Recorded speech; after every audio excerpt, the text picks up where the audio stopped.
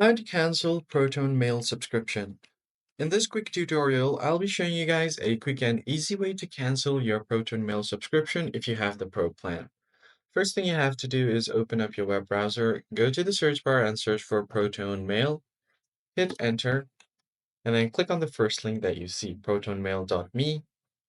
Now click on sign in and simply log in to your account. So let me just quickly log in.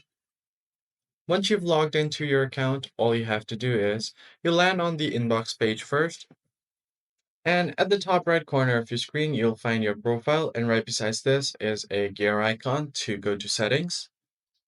Now click on the all settings option, then you'll find your dashboard. As you can see, I'm on a free plan, but if you have any kind of subscription, it will be visible right here. And if you click on it, you won't be able to see an option to cancel the subscription directly. But what you can do is switch your plans. In order to do that, you can try and click on explore other Proton plans. And from here, if you have the paid version or Mail Plus or any of these, just go back and you can choose the free plan and just click on it.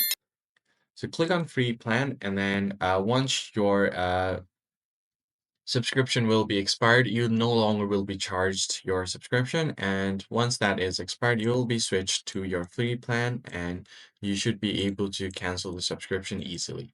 That is pretty much it, guys. If you found it helpful, be sure to like the video down below and subscribe.